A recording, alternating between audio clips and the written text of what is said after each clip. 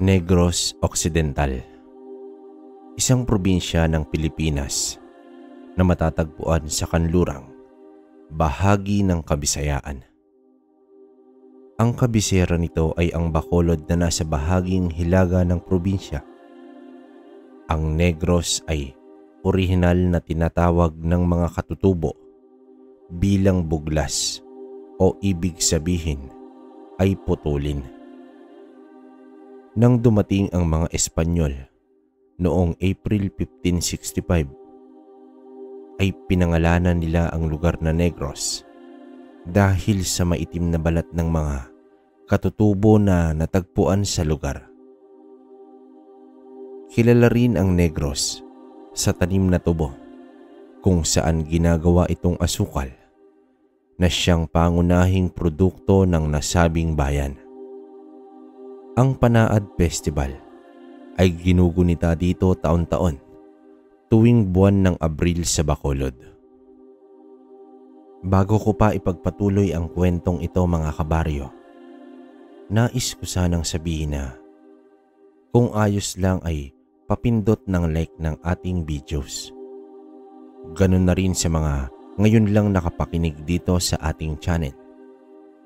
Ikakatuwa ko kung pipindutin ninyo ang subscription button at i-on ang notification bell para updated kayo sa mga ganitong uri ng istorya. Yun lamang mga kabaryo. Simulan na natin ang kwento. Ang kwentong ito ay tungkol sa karanasan ni Roel at ng kanyang lolo Tancho. 1967. Hinubaan, Negros Occidental. Mahigit 10 taon din na nawala si Roel sa lugar ng Hinubaan.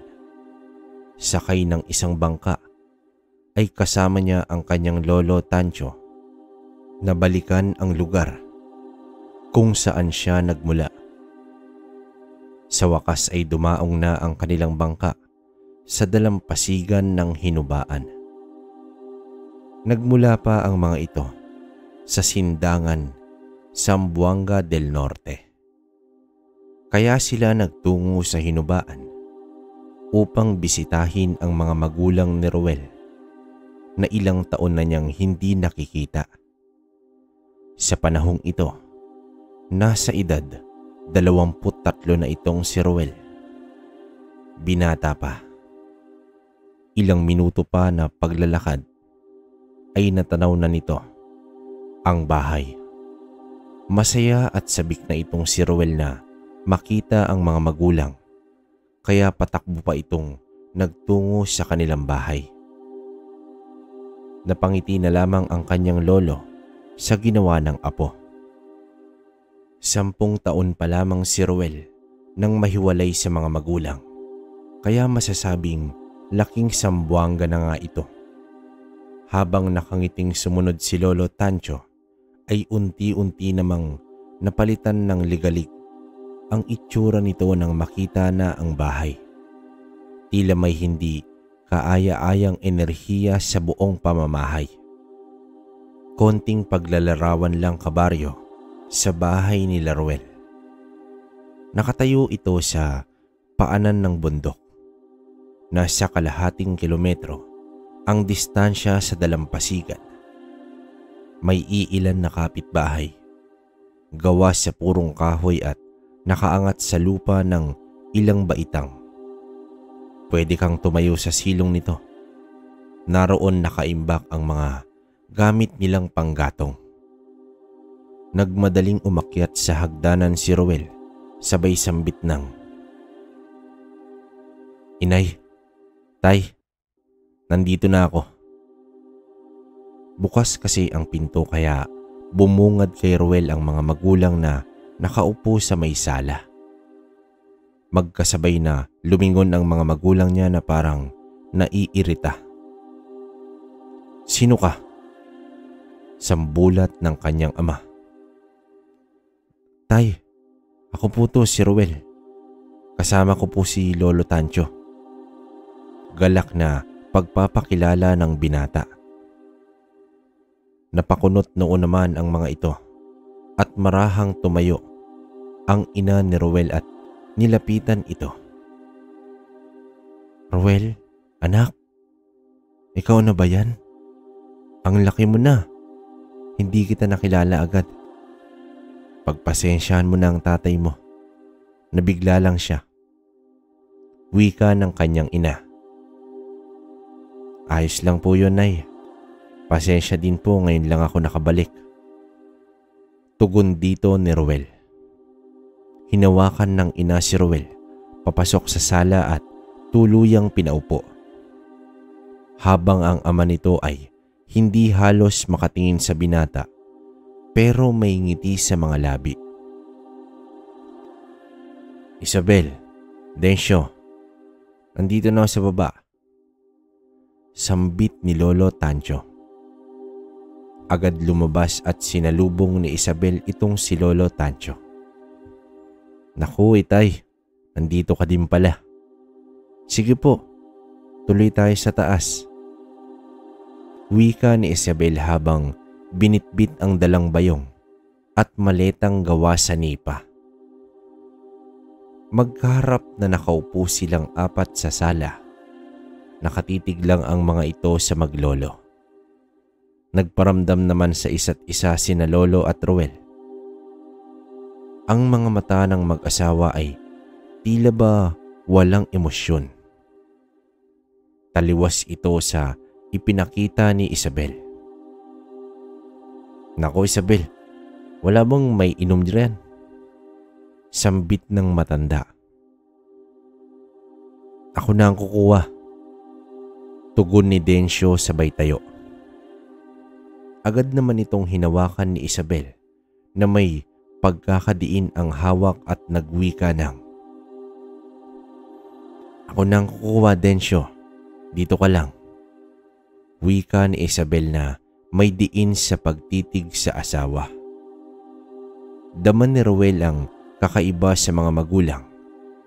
Tila ba hindi ito masaya sa pagbisita nila. Pero inisip na lang niya na nabigla pa ito. Sa haba ba naman ng panahon na hindi nila nakapiling ang anak.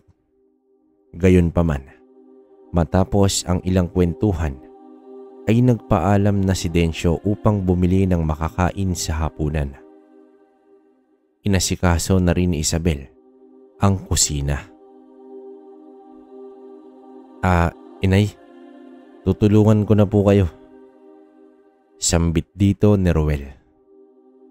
"Hindi na." Hindi na anak. Baka pagod ka pa sa biyahe. Magpahinga ka na muna. Ako na ang bahala rito." Sambulat ng kanyang ina.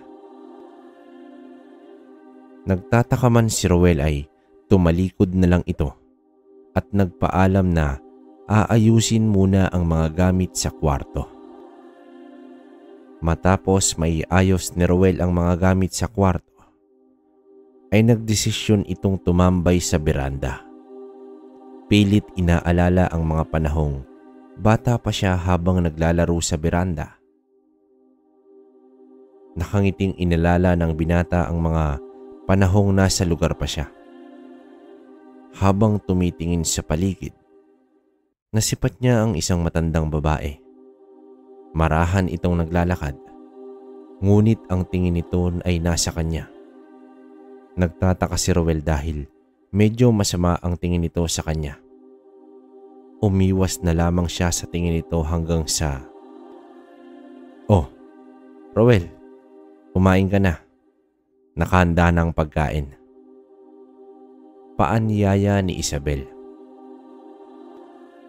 Ang mga nasa hapag ay gulay, kamote at saging. Nang tikman ito ni Ruel, ay napakatabang ng gulay. Parang pinakuluan lang ito sa tubig. Sumulyap ng tingin ang binata sa kanyang lolo. Patay mali siya naman si Lolo Tancho. Alam ni Ruel na may kakaiba sa mga magulang, ngunit itinatanggi pa rin ito sa sarili. Hindi rin ito maitatanggi ang kakaibang baho ng mag-asawa. Sa mga naging karanasan ni Roel sa mga nilalang sa dilim, ay may ideya na ang binata, subalit napakasakit isipin na ang mga nakakasamang tao ay hindi na ito ang dating mga magulang. Nang sumapit na ang oras ng pahinga, magkatabi naman ang maglolo. "Roel, may hindi tama dito." "Oo nga po, Lo. Ihanda mo ang sarili mo." "Bakit, Lo? Duda ka ba na pati tayo ay gagalawin nila?" "Sa asta ng dalawa, hindi imposible." Mahinang pag-uusap ng dalawa. Noong nasa sala pa lang sila, ay may napansin na ang maglolo sa mga magulang ni Roel at hindi rin nakaligtas ang mga baho nito sa pang-amoy ng dalawa. Ang mga magulang ni Roel ay mga aswang na. "Lo, sino kayang may gawa nito sa mga magulang ko?" Mangiyak-ngiyak na tanong ng binata. "Huminahon ka, Apo. Aalamin natin ang punot dulo nito. Magtiwala ka lang sa akin." Paalala ng matanda kay Roel. Si Lolo Tancho ay may tangan ng mutya ng sinukuan, habang si Roel naman, ang tangan ay mutya ng bato-omo. Masakit man ito sa kanila, pero purong aswang na ang mga magulang nito. Bigla ang naging misyon nila na alamin kung bakit nagkaganito na sina Isabel at Dencio.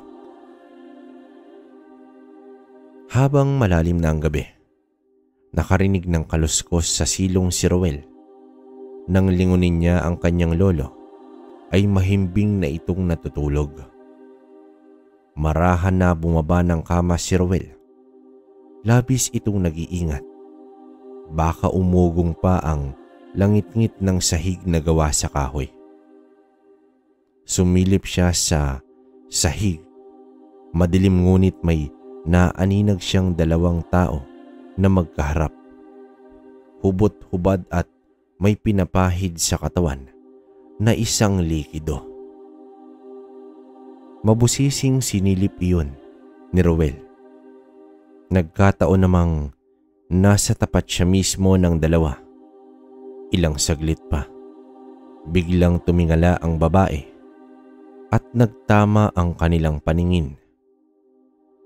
Napaatras si Roel sa gulat at agad na pumanhik sa kama.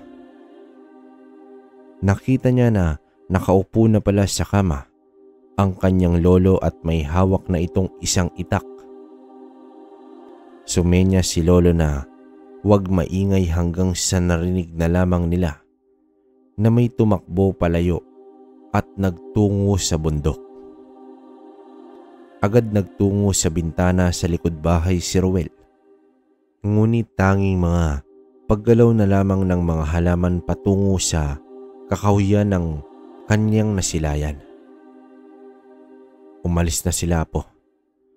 Kawawang Isabel, sinong may gawa sa inyo nito? Malungkot na wika ni Lolo. "Lolo, alamin natin kung sinong may gawa nito sa aking mga magulang. Hinding-hindi ako babalik ng Zamboanga hanggat hindi ko napagbabayad ang may gawa nito sa kanila." Sambit ni Roel. Kinaumagahan, nadatnan ni Roel ang ina na nagluluto habang ang ama ay nagsisibak ng kahoy. Nay, magandang umaga po." Pagbati ng anak. Ngunit hindi man lang siya pinansin nito at nagpatuloy sa paghahalo ng pagkaing niluluto. Bumaba na lang ng bahay si Roel upang kausapin ang ama.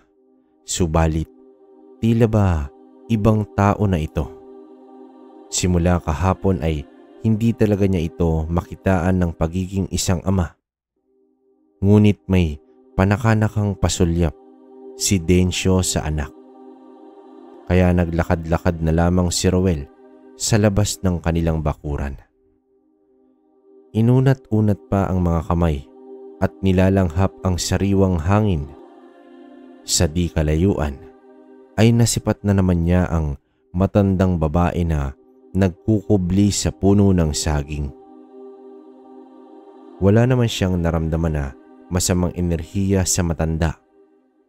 Kumbaga, ordinaryong tao lamang ito. Maya-maya pa ay tinawag na siya ng kanyang ina upang mag-agahan. Pumanhik na rin sa bahay si Roel upang mag-agahan. Nadatnan niya na nakaupo na sa hapag ang lolo. Bukod sa kanin, ang nasa hapag ay 2 mangkok ng karning sinabawan, ngunit kapiranggot na sahog ay wala ito. Parang pinakuluan lang ito sa tubig saka tuluyang hiniain. Nagpapakiramdaman na sila. Walang gumagalaw ng kutsara. Sa kalooban ni Roel ay hindi niya kayang lantakan ang namumutlang karne na may umaapaw na sabaw.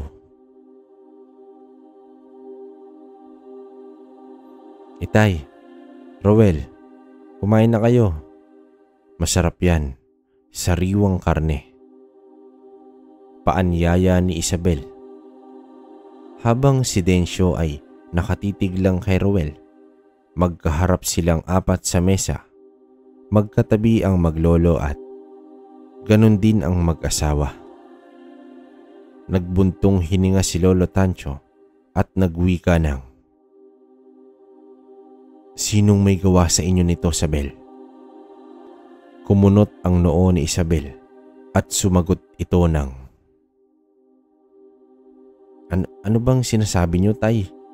Hindi ko kayo maintindihan." "Huwag na tayong maglokohan pa. Alam kong alam mo ang sinasabi ko. Isabel, anak, baka nakakalimutan mo kung ano ang meron ako." Sambit ni Lolo Tancho. Pumagitna ang katahimikan sa kanilang 4. Hanggang sa biglang sinunggaban ni Dencio si Lolo Tancho sa pamamagitan ng pagkalmot. Ngunit hinawakan lang ni Lolo Tancho ang kamay nito at namilipit na ito sa sakit. At nang pumalag pa ito, ay inihagis ng matanda si Dencio. Partida, nakaupo pa lamang ang matanda niyan. Nagtayuan na rin sila Isabel at Roel. Umaangil na rin ang ina nito at pumorma ng isang pagsugod. "Nay, pati ba naman kami na kadugo niyo?" Wika ni Roel. "Wala na sa tamang pag-iisip ang mga yan, apo ko. Masakit man pero iyon ang katotohanan." Sambit ni Lolo Tancho. Mula sa pagkakabulagta ay bumangon si Dencio at aataking uli. Bago pa ito makasugod ay tinigal po na ito ni Lolo at muling tumilapon. Habang si Isabel ay sinugod na rin ang anak, ngunit napigilan ito ni Roel. "Inay, ako to, ang anak mo." Sambit ni Roel habang hinahawakan ang mga kamay ng ina. Nagpupumiglas si Isabel at tuluyang tumakbo. Tumalon sa bintana at sumunod na rin si Dencio. Agad sinundan ni Roel ngunit naglaho na ang mga ito. Pag-aalala ang namutawi sa itsura ng binata. Ngunit nasipat naman niya ang matandang babae. Nakasilip habang nagkukubli sa isang puno. Agad naman bumaba si Roel at hinabol ang matanda na tumatakbo papalayo. "Sandali lang po. Bakit lagi ho kayong nakasilip sa akin? Ano po bang meron?" Sambit dito ni Roel. Hindi mga taong nakatira dyan. Umalis na kayo. Takot na sambit ng matanda. Po? Paano niyo po nasabi? Tanong pa rito ni Roel. Hindi na ang dating nakatira dyan ang nakakasama ninyo. Kaya habang maaga pa ay umalis na kayo. Ani pa ng matandang babae. Napatungaw na rin mula sa beranda si Lolo at inalam ang nangyayari. Batid ni Lolo na aligaga ang itsura ng matanda. Pinakalma muna ng binata ang matanda at tinanong kung anong nalalaman niya. Marahan silang nagpunta sa tapat ng bahay. Tara na po sa bahay upang makapag-usap po tayo ng mabuti. Anyaya ng binata. Ayoko. Hinding-hindi na ako papasok sa bahay na iyan. Sa bahay ng mga aswang. Sambulat ng matanda. Kaya sa bahay na lamang daw ng matandang babae sila mag-uusap. Kasama si Lolo ay dinala ng matanda ang dalawa sa kanyang bahay. Dito inilahad ng matanda ang lahat ng alam niya. Ayon sa matandang si Aling Lusing, mabait at masiyahin naman daw ang mag-asawa. Sa katunayan, palakaibigan pa nga ito. Lagi pa nga raw siya binibigyan ng ulam ni Isabel. Minsan isang araw ay nagpaalam pa ang mga ito sa kanya na pupunta ng Tamborong upang kumuha ng mga pwedeng itanim dahil balak nilang maghalaman para may maibenta. Kaso inabot na ng 2 buwan ay hindi pa sila nakakabalik. Nag-alala ang matanda. Kaya araw-araw ay dumadaan siya sa bahay upang alamin kung nakauwi na ba ito. Hanggang isang araw, nasipat ni Aling Lusing, si Isabel. Nakauwi na ang mag-asawa. Balak sanang lapitan ng matanda kaso ibang-iba ang tingin nito sa kanya. Nanlilisik ang mga mata at naglalaway. At minsan isang gabi, nakita niya itong nagpalit anyo bilang isang aso. Pangkaraniwang aswang subalit hindi pa rin ito pwedeng maliitin. Hindi naman daw nambibiktima ng kapitbahay ang dalawa. Subalit, may mga nababalitang pagkawala ng mga tao sa ibayong baryo. Sa wakas, ay nakakuha na rin ng ideya ang dalawa kung bakit naging aswang ang mga magulang ni Roel.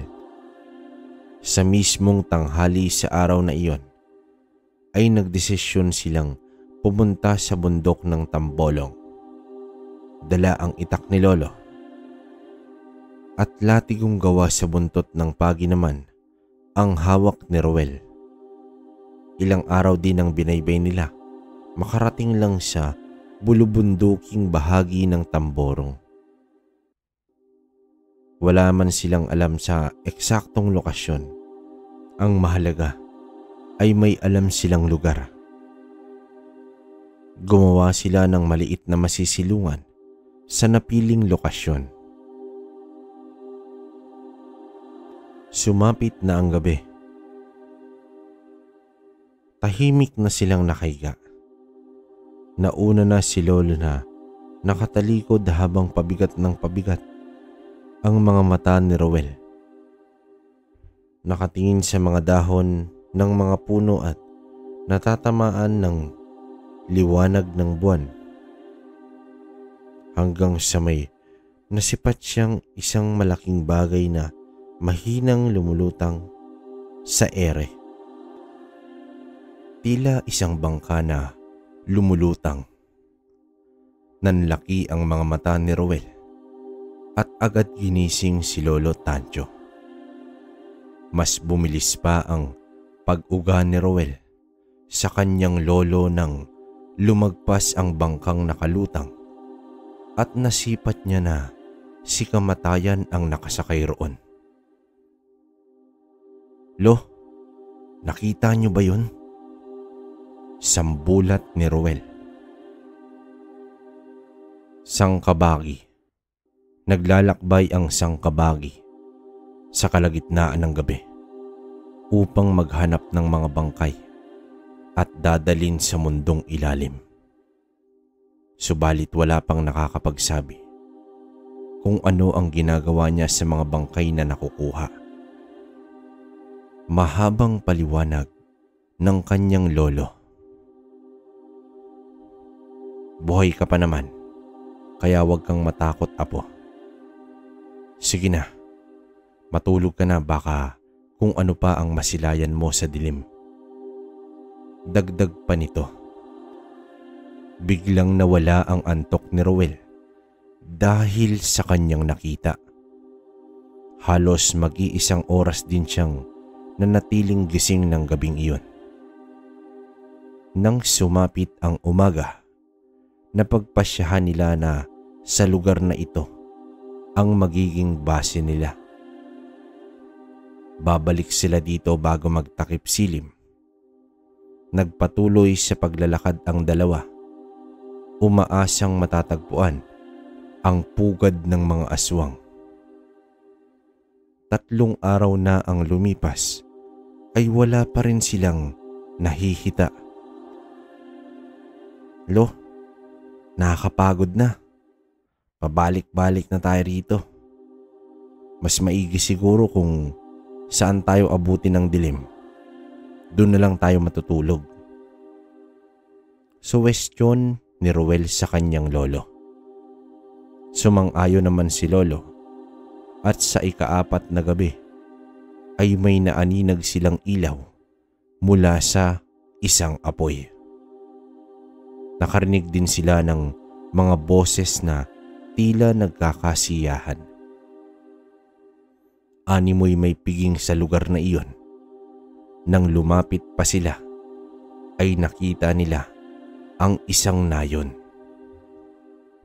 May mga kubo na gawa sa pawid at sa gitna ay pinapalibutan ng mga taong sumasayaw sa apoy.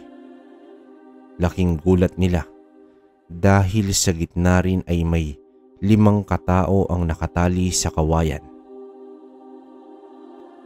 Nag-iiyakan ang mga ito at tila nagmamakaawa. "Lo, ito na yata yung pugad ng mga aswang." Sambit dito ni Ruel. "Oo, Ruel, ito na nga. Titigan mong mabuti, Ruel." Wika ni Lolo Tancho. Nang tumitig pa ng husto si Ruel, ay kitang-kita niya ang kanyang mga magulang na nakikisayaw kasama ang iba pang mga aswang. Tumulo na lamang ang luha sa mga mata ni Ruel. Hindi niya lubos maisip kung bakit naging kaisa ng mga demonyo ang sarili nitong mga magulang. "Apo, huwag kang magpadala sa emosyon mo. Hindi na yan ang mga magulang mo. Kung kinakailangan, labanan mo sila hanggang dulo." Paalala ni Lolo Tancho. Mahirap man pero tanging kamatayan na lang ang makakapagligtas sa kanyang mga magulang. Gumapang papalapit ang dalawa sa mga taong nagkakasiyahan. Hindi bababa sa 20 aswang ang naroon ng gabing iyon. "Mag-iingat ka, Ruel. Hindi ko nasisilayan ang kanilang gabunan. Marahil nagtatago pa ito." Sambit ni Lolo Tancho. Matyagang hinintay nila ang paglabas ng gabunang aswang. Hanggat maaari ay ililigtas nila ang 5 katao. Hindi nagtagal ay may lumabas mula sa isang kubo. Isang lalaking walang pang-itaas. Napakalaki ng katawan. Animoy may mga batong nakabaon sa mga kalamnan nito. Anyong tao subalit ang mga kamay ay mahaba at dagdag pa ng mga nagsisihabang mga kuko na kulay itim. Nakangisi ito na nakaharap sa mga biktima. Akmang bibigwasan na ng kalmot ang isa sa biktima. "Apo, ngayon na," sambulat ni Lolo. Sabay silang nagpakawala ng mga tigalpo at nagsisiliparan ang mga ibang aswang sa gulat. May mga tumilapon pa sa apoy. Umangil ang mga ito at sa kanilang likuran nakatayo ang maglolo na determinadong puksain silang lahat. "Mga lapastangan, patayin sila," utos ng gabunan. Agad nagsipulasan ang mga aswang pasugod sa kanilang dalawa. At kitang-kita nila sina Sabel at Densyo na nakikiisa sa mga ito. Doon ay pumikit si Ruel habang mahigpit na hinawakan sa kanang kamay ang latigo ng buntot pagi. Sa angking kabal at lakas na nagmumula sa bato omo, ay panatag si Ruel na nasa kanila ang pagwawagi sa gabing iyon.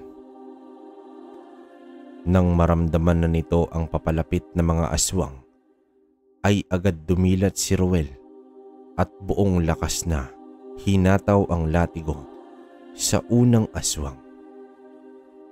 Nang matamaan ito ay nagmistulang tuta ang aswang na tumilapon at ininda ang matinding sugat na dulot ng latigo.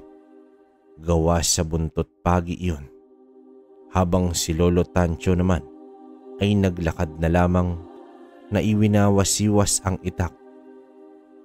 Nakatuon kasi siya sa gabunan na nag-aangil at naghihintay sa kanyang pagsugod.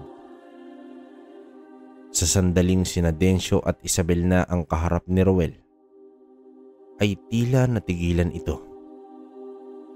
Dahil sa kabila ng pagiging aswang ng mga ito, ay biglang bumalik sa memorya niya ang mga sandaling kalong-kalong siya ng kanyang ama habang tumatakbo at hinahabol sila ng kanyang ina. Isang buo at masayang pamilya ang namutawi sa isipan ni Ruel sa mga sandaling iyon. Hanggang sa sinunggaban na siya ni Densyo at bumagsak sa lupa. Napaluha na lamang ang binata habang nakatitig sa kanyang ama. Ang inakala niyang kakagatin na siya sa leeg ay may ibang boses siyang narinig. "Anak, iligtas mo kami. Lumaban ka. Parang awa mo na." Mangiyak-ngiyak na boses ng kanyang ama. Hinawi ni Isabel si Densyo at binuhat si Ruel at tuluyang inagis. Agad itong sinundan ni Isabel, sabay wika ng, "Anak, sige na. Parang awa mo na. Tapusin mo na kami." Pakiusap ng kanyang ina. Sumigaw ng malakas si Ruel. Pumikit at buong lakas na sinapak ang kanyang ina. Tumilapon noon si Isabel at sumuka ng dugo dahil sa lakas ng tama nito sa dibdib.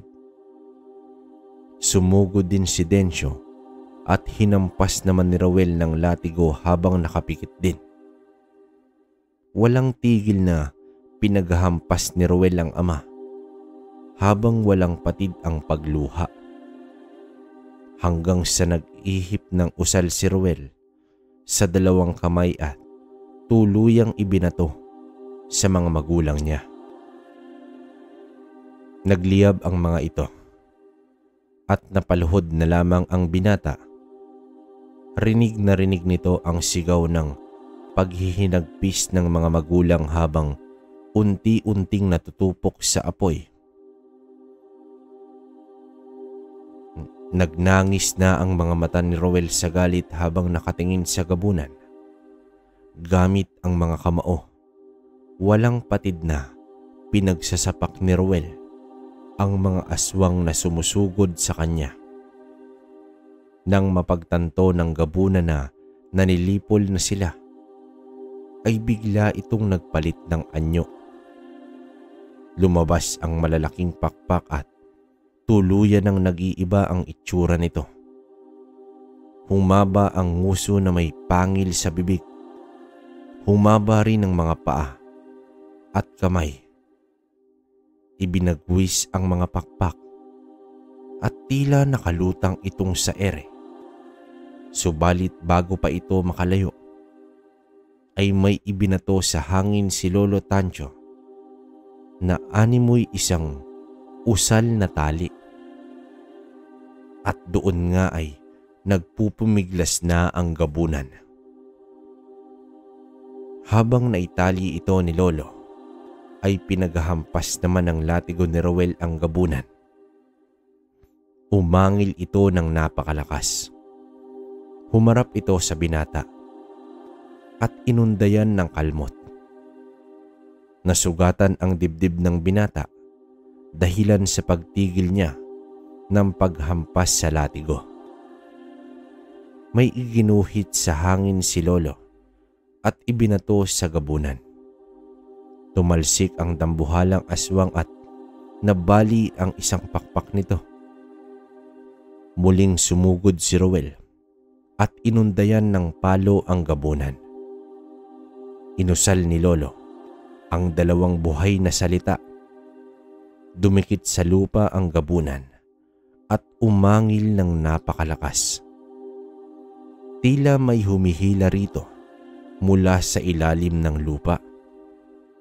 Nagpupumiglas ang gabunan hanggang sa nabiyak ang lupa at tuluyang nahulog ang gabunan sa naglalawang likido ng apoy.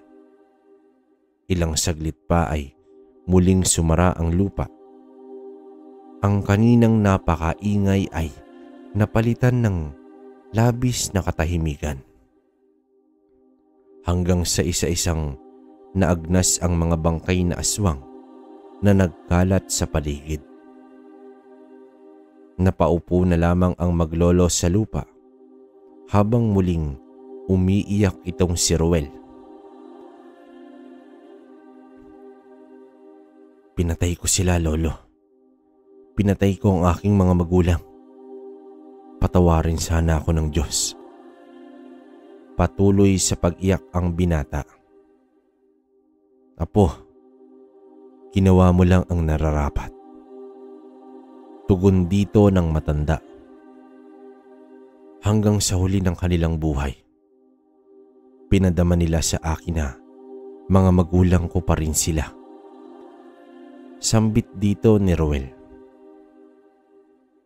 Makalipas ang ilang minuto, kinalaga na nila ang 5 katao. Labis-labis naman ang pagpapasalamat ng mga ito. Kasama nilang naglakbay pabalik ng mga biktima. Habang naglalakad, ay nagwika ang isa sa mga ito. Mag-ingat kayo. May 4 pang gabunan ang natira.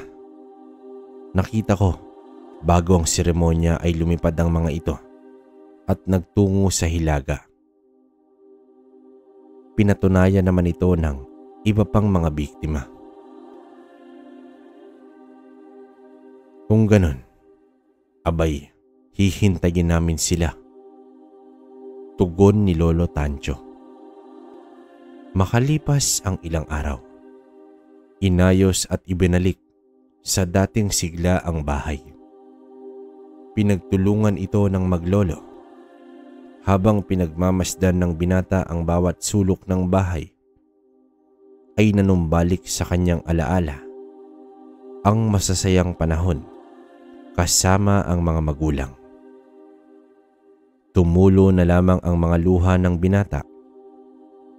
Napunta kasi sa poder ni Lolo Tancho si Ruel dahil sa pagdagsa ng mga gerila sa lugar. Taglay na ni Lolo Tancho ang mutya ng sinukuan sa mga panahong iyon. Nakuha niya ito noong binata pa siya. Naging disipulo si Lolo Tancho ng isang bantog na albularyo. Konting description lang mga kabaryo. Sa mga hindi nakakaalam, ang sinukuan ay katawagan sa punong kahoy sa kabundukan na may kahiwagaan. Walang tiyak kung anong uri o tawag sa kahoy na ito. Ang palatandaan nito ay mapupunang nakayuko ang lahat ng halaman o punong kahoy na nakaturo sa kanyang kinatatayuan. Ayon sa mahilig na mistismo o lihim na karunungan, ang kahoy at dahon ng punong ito ay may bisa sa panggagamot sa di pangkaraniwang karamdaman o gawa ng di natin nakikita. Dagdag pa, ang kahoy na ito ay mapanganib lapitan, lalo na kapag may liwanag ng araw o buwan. Ito ay sa dahilang ang anino nito ay makapangyarihan para maparilisa ang sinumang matatamaan nito o di kaya ay mamatay. May mga nagsabi na matatagpuan ito sa liblib na bundok itim sa Bicol at iilang bahagi ng kagubatan ng Mindanao. Paglipas ng ilang taon na nasa poder niya si Ruel, ay tinuruan niya na rin ito tungkol sa mga nilalang na hindi normal na nakikita ng isang ordinaryong tao. Nang matuto na ng mga usal at dasal ang batang si Ruel, ay tinulungan niya ito upang makuha ang Bato-Omo. Ang Bato-Omo ay makukuha sa mga kuweba na kung saan pinamumugaran ng mga elemento at mga engkanto. Paano ba yan, Apo? Mukhang maaliwalas ng itsura ng bahay. Hindi gaya nung nakaraan. Parang patay kung titingnan ng bahay na ito. Wika ng kanyang lolo sa kanya. Oo nga, Polo. Kahit wala na sila, ay naibalik na nating buhayin ang bahay namin.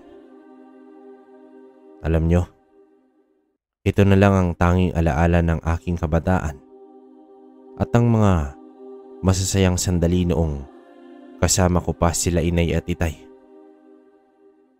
Marahang paglalahad ni Ruel.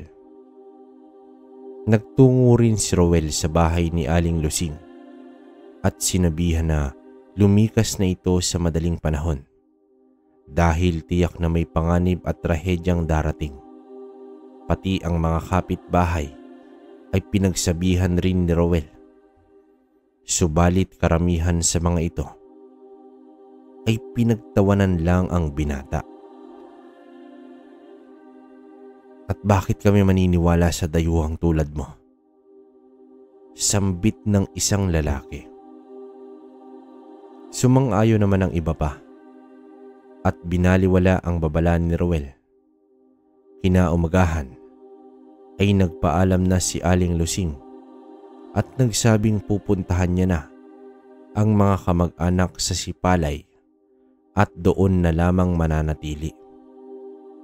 Ilang kapitbahay rin ang nag-alsabalutan dahil ang mga ito ay may mga karanasan din patungkol sa mga aswang.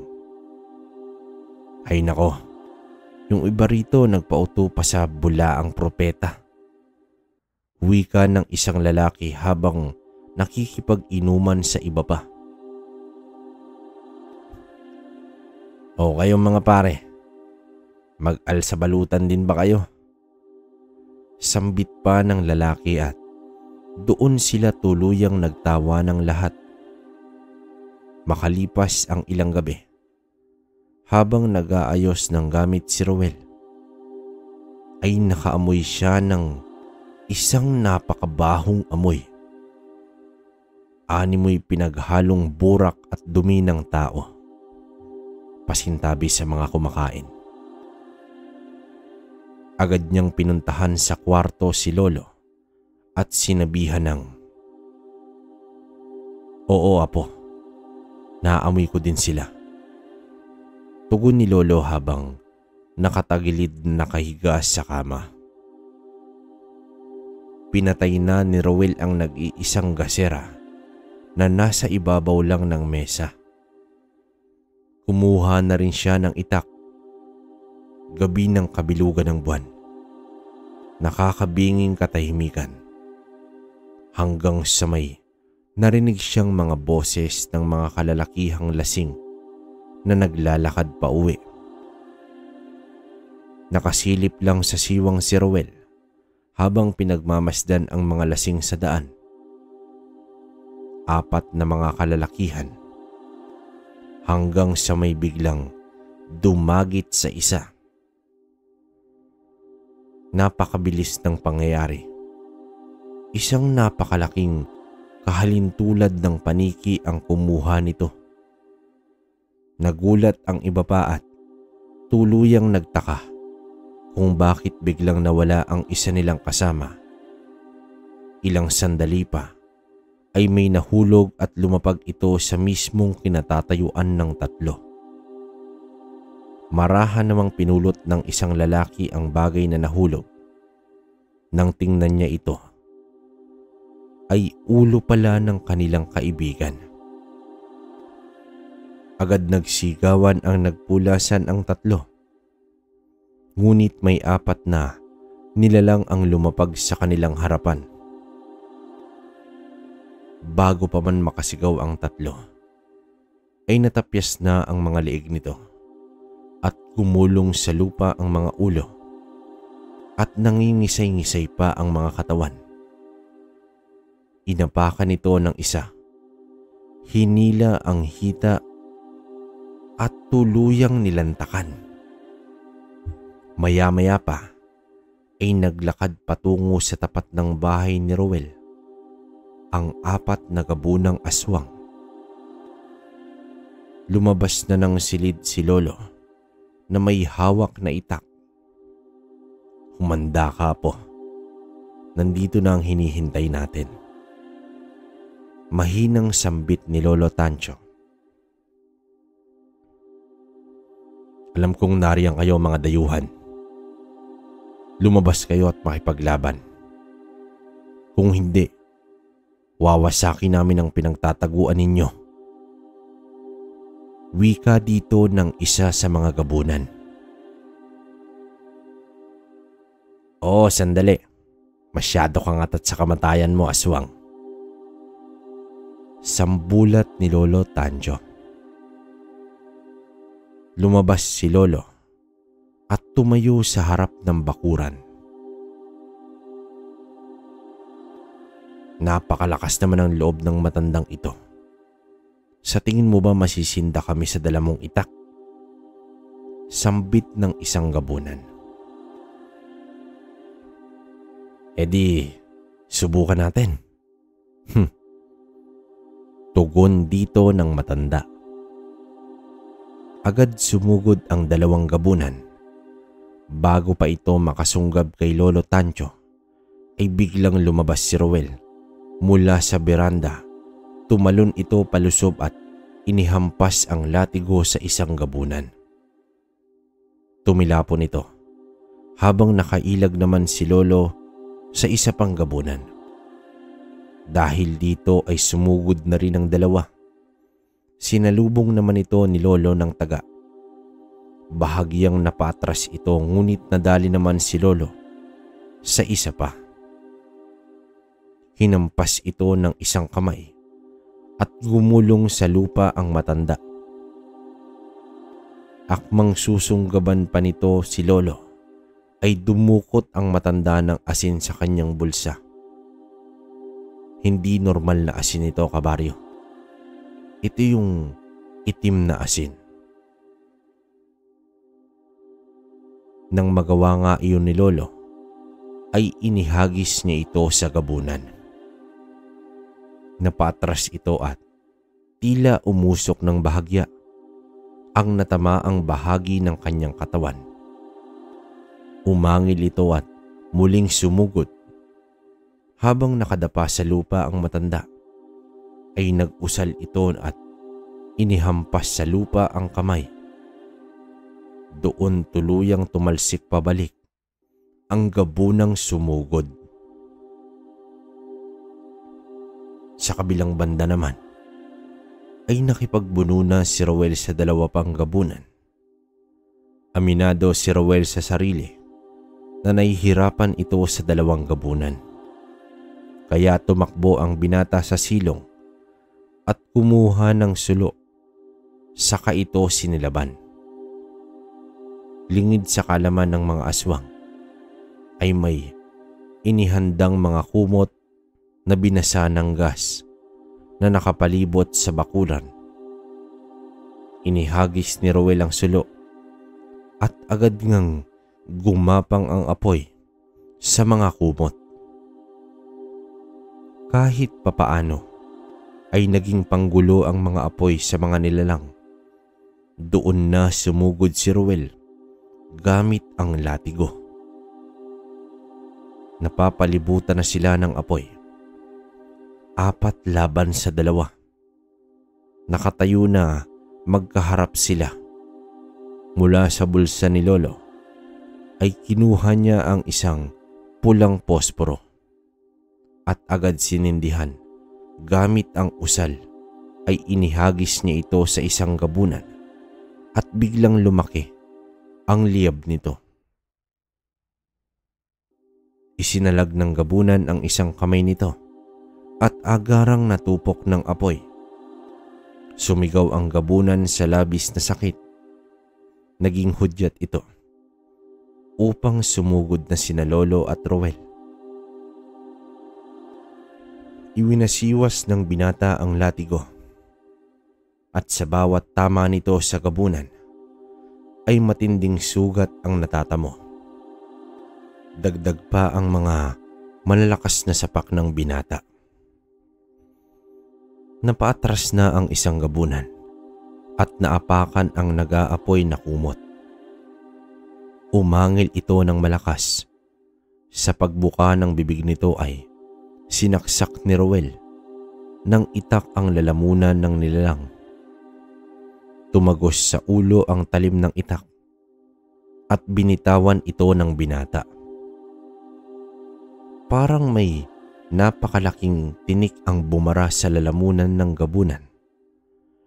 Nagpahiwatig ito na lumipad ngunit hinila ito ng binata sabay sapak ng napakaraming beses. Habang ang dalawa naman ay hindi halos makagalaw dahil sa espiritual na tali ni Lolo Tancho.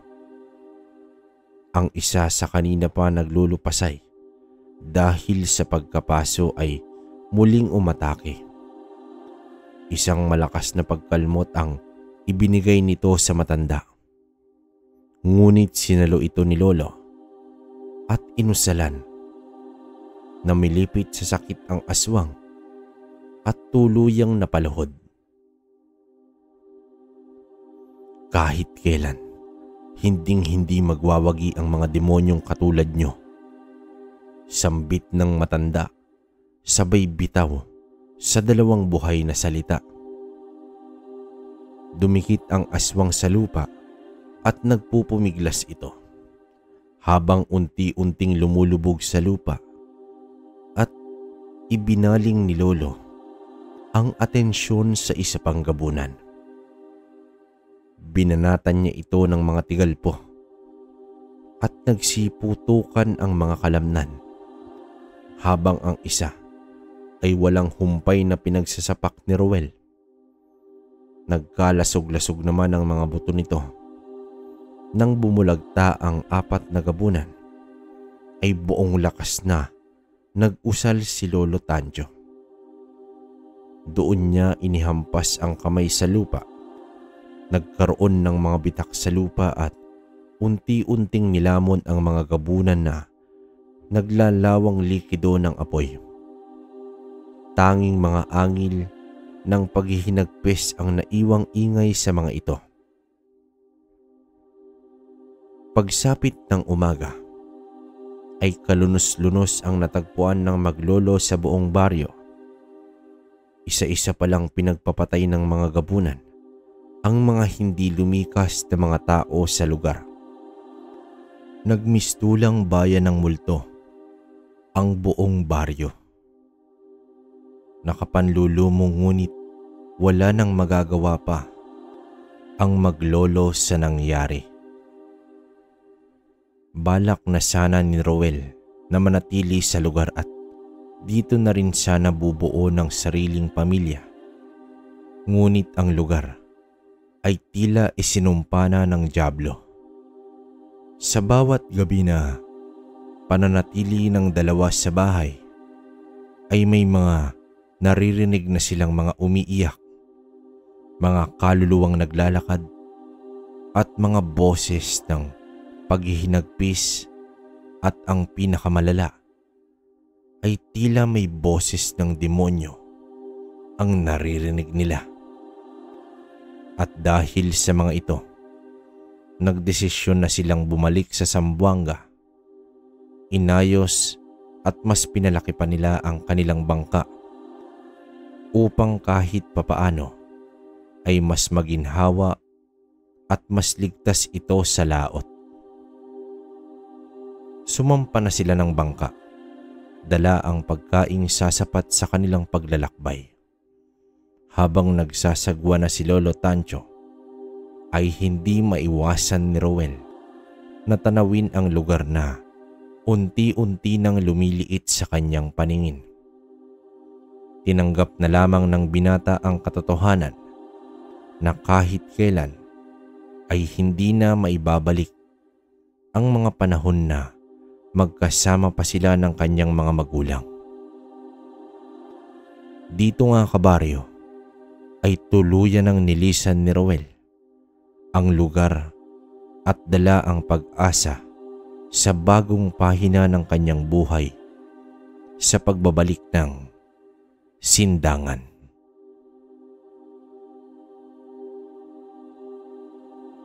Okay, so ayun mga kabaryo, bali tapos na yung kwento ni Roel. No? Feeling ko hindi naman dapat dugtungan to na kung may karanasan pa ba sila, kasi isipin nyo doon pa lang sa unang part, no, na kasi unang part na sinalang, siguro mali. Siguro ang pwede nilang ilagay rito sana na kwento na mas nauna is yung karanasan ni Lolo Tancho na kumbaga wala pang tangan tong si Roel, di ba? Kasi nga sa part ng kwento na to na dumayo sila sa Negros is lumapag sila ron na may tangan na sila. So mas maganda sana kung yung about sa kung paano paano ginabayan si Lolo Tancho ng albularyo, kasi nga sabi bantog na albularyo. Isipin nyo na lang, di ba? Kumbaga sa Antingero siguro mahalin tulad natin sa Divino. Hindi, tama ba? Hindi siguro, no? Pero feeling ko ganun. Pero yun nga, pwede yun sana bago to. Tapos yung buhay ni Roel, kung paano siya tinulungan ni Lolo Tancho na kuhain yung Bato Omo, no? So, yun nga, nakita nyo naman na may kaalaman, di ba, sa liham na about sa sinukuan. Tapos yun nga yung Bato Omo. Alam ko siguro maraming beses na tong Bato Omo eh. Pero grabe, 'di ba? Alam ko siya style parang Holland. Alam niyo yung Holland na bilog tapos purong puti. Ganun na ganun yun. Saka yun nga, mabisa to. Kumbaga kahit hindi naman ibaon sa katawan mo, kumbaga dala mo lang. Kunwari sa panahon ngayon, ilalagay mo lang siya sa wallet mo, sa bag mo, tapos tuwing may lakad ka dalin mo o yung ibang ginagawang parang habay. Diba? Alam niyo yung parang babalutin sa pulang tela tapos hahaluan pa ng ibang mga klase ng elemento. Yung 10 elemento, diba? Yung 10 elements. So ayun, para mas mabisa tapos at the same time buhay, 'di ba? Kumbaga, napakain ng maayos. Ayun, buhay na buhay. Alam ko naman kasi pag ganyan na mutya tapos kalikasan, kahit papano buhay na yan eh. Unlike sa mga medalyon na talagang may susi ang dasal lahat sa harap, sa likod, pati yung susi sa basag yan.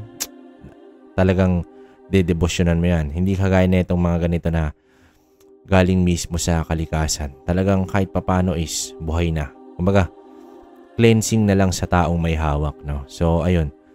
Nga pala, kabaryo, yun yung comment ko sa kwento natin. Kumbaga sa akin, rate ko rito. Siguro casual lang.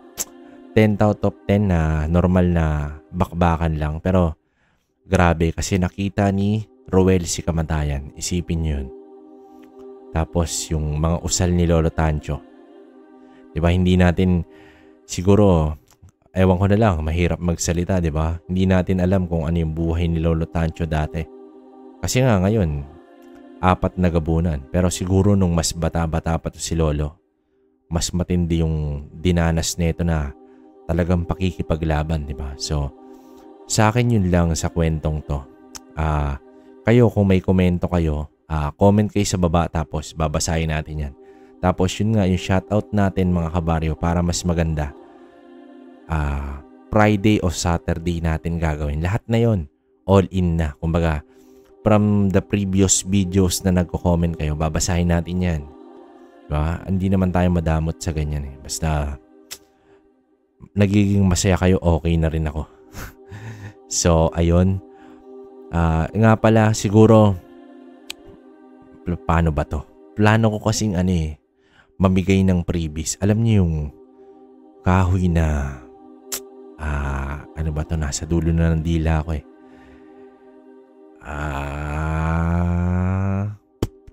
Wait. Ano ba to? Shit. Sorry. Basta, siguro pag 50k subs na tayo, mamimigay tayo at least 100 pieces na kahoy ng makabuhay. Oo, makabuhay. Meron tayo rito. Meron kasi ako doon, kabaryo. Ang dami ko doon. Kumbaga, isang mahaba yon na galing pa sa tsuhin ko. As yun nga pala, sa mga hindi nakakaalam, no? Ang side ni Airpat kasi, negro. So, familiar ako sa mga ganitong kwento. Matik yan. Sa side naman namin ng tatay ko, meron talagang ganyan na may tangan. Tapos sa Airmat ko naman sa Bicol, meron din. Pero purong kanan. Diba? Pero gusto ko sanang ikwento yun eh. Kaya lang mahaba-haba yun. Kasi alam niyo na, pagka mag-anak natin yung ilalagay dito, talagang busising, kumaga i-interviewin ko pa nasa Bicol yung iba. Ay, sa tatay ko naman nasa Bacolod. So, ako nandito ako sa secret. Hindi, nasa Manila ako, di ba? Ang layo. So, pero pag may pagkakataon na magkausap kami, ilalahad ko rin sa inyo yung mismong karanasan nila. Maging ako meron, pero minimal lang naman. Pero hindi ganoon kabakbakan. Kasi kung bakbakan yun, hindi na ako nagna-narrate dito. Diba? Malamang nandun ako malamang ako yung magsusulat sa mga narrator. No? Pero yun nga, yun lang. Bali yung komento ko lang din sa mga nakasubscribe sa atin. Alam nyo naman yun, lagi akong nagpapasalamat sa inyo. Lalo na yung mga bago lang na nagsusubscribe, no? 16k na tayo mga kabaryo. Diba? Wala naman sigurong masama kung mangangarap tayo na mag 100k. Kahit yun lang. Ngayong taon. May nabasa pa nga ako na comment ng iba nating mga kabaryo na deserve na million subscribe. Hindi naman. Kung ibibigay ng itaas, bakit hindi, diba? Pero para sa akin, mas okay na yung kahit maliit yung komunidad natin, at least nagkakaroon tayo ng open forum, yung mga ganito, diba? Yung communications. No? At least from time to time updated tayo, di ba? Para lang tayo nagkukwentuhan ng mga magtutropa, no? Mas okay 'yun, di ba? Siguro doon ko siya ilalagay sa Ang Kwentong Baryo 2.0. No, hindi naman OA, di ba? Kasi nga alangan ibahin ko pa. Okay na 'yon. Ang Kwentong Baryo 2.0. Nandyan lang din 'yon yung link mga kabaryo. Para iniipon ko lang kasi yung story kasi nga alam nyo na mahirap naman na sumalang agad ako sa ganung karaming kwento. Lalo na alam ng mga nauna na bago lang naman tayo sa ganito. Kundi dahil kay Otit, no? Na ginabayan tayo na hindi niya na raw kinakaya yung iba niyang nababasang kwento. So, call pamangkin. So, yun. Ayun, hindi, mabait yun. Si Otit natin. Si Otit Manlalakbay. Yan. Tapos, stricto lang yan. Kasi nga, tingnan nyo naman boses, di ba? Hindi kami pare. Stricto yan, pero mabait yan. Pag nag-request kayo dyan, pagbibigyan kayo dyan, try nyo. Medyo mahaba na to mga kabaryo. Paano? Nag-enjoy kasi ako pag ganitong nasa ganitong tema na tayo, no? Komento tapos konting usap. Yan. Mas okay nga rito kaysa shoutout eh. Kaya lang kasi bilang sukli sa inyo is syempre pasasalamat na rin, no? So yun, dati kasi ito share ko lang mga kabaryo. Alam nyo ba na ito sa atin lang. Ewan ko kung naririnig nila o nakikinig sila. Ang daming nagagalit sa aking narrator. Ito, totoo to, real talk. Wala talagang halong biro. Merong iba na nag-i-email pa na, bro, bakit ka naman ganyan na may membership? Dapat sundin mo yung perks ni YouTube na kung sino yung mag-member, yun lang yung i-shoutout mo. Kasi nga, di ba? Siguro sanay sila sa gano'n. Sa akin naman kasi wala naman akong time na makipagdikitan sa kanila o ano pa. Basta, kumbaga solo lang to mga kabaryo. Pansin nyo, nag-iisa lang tong kwentong baryo natin. Hindi naman tayo nakikihalubilo sa iba. Diba? So, ayun. Para sa akin, sabi ko naman, wala namang problema kung magalit sila, diba? Kasi nga raw, naapektuhan sila siguro. Ay ako naman, di ko naman kayo pinupursige na mag-member. Lalo na, talaga namang, alam nyo ba kabaryo, pag nag-member kayo dyan, siguro ang napupunta lang sa amin, 20%. Totoo. Kunwari, 399, di ba? Yung member natin ng dalawa, si Ma'am Cherry sa si Ma'am Roslyn. Alam nyo ba, kunwari 399, wag na lang natin i-percent. 399 yung binayad nyo sa 1 month. Ang makukuha lang namin dyan is yung 99. Yung 300 kay YouTube na. Isipin nyo, di ba? Tapos, ang gusto ng ibang narrator, pag hindi kayo member, X na kayo. Wag na ko na kayo siya. Hindi naman, di ba? Kasi, hindi naman ganun. So, yun. Kung magme-member kayo, wag na. Gcash na lang. Hindi. Joke lang. Walang problema sa akin yan. Kung may birthday sa inyo, may kaarawan kayo, o nagse-celebrate kayo ng anibersaryo, at nakatuto kayo sa channel natin, pwede nating gawan ng konting bati yung mga ganyan, no? Hindi nyo na kailangan pa na boss, pa-shoutout, comment lang kayo ng maayos at kahit negative, binabasa natin yan. Mapapansin nyo dyan, meron pa rin na mga negative comments. Pag ganun, hayaan nyo na lang kabaryo na nandyan lang sila. Okay lang yan kasi ibig sabihin, talagang nakikita nila na may plus yung ginagawa natin, di ba? Wala naman taong perpekto at hindi naman tayo nagmamalaki. No? So, ano lang naman tayo rito, baguhan pa lang tayo at kumbaga, bagong sibol pa lang tayo. Mas maraming magagaling na talagang hinahangaan. Pero, hanggat maaari, ginagawa ko naman yung best ko, di ba? Nakikita niyo naman siguro. Nung una, sinabi ko, sige, daily na tayo. Hindi kinaya. Inawat ko lang. Pero ngayon, kita niyo, pinipilit natin. So, yun lang mga kabaryo. At yun nga pala yung trivia. Nilalagay ko yan. Yan ang pinaka-effort ko talaga. Tapos ito. Nakikita nyo may trivia tayo sa unahan, di ba? Okay, no? Binabasa ko kasi muna yung padala, tapos konting ayos lang. Tapos, kagaya ngayon, negros ha. O sige. Ganito pala. At least may idea tayong lahat, di ba? So, yun. Sana nagugustuhan nyo yung ganong klaseng way ng narration natin. Tingnan natin kung hanggang saan naabutin yung ganun. Pero hanggat kaya, gagawin natin yan para sa inyo. So ngayon yun lang kabaryo. Maraming salamat sa mga patuloy na sumusuporta sa channel natin. No? Naway gabayan kayo ng nasa itaas. No? Gawin yung sa mga tropang OFW dyan na ginagawang pampalipas oras to.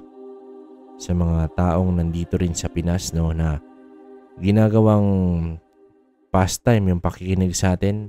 Maraming salamat sa inyo, no. Yun lang. Mahaba na. Bawi ako next upload. Salamat mga kabaryo. Hanggang sa susunod na kwento.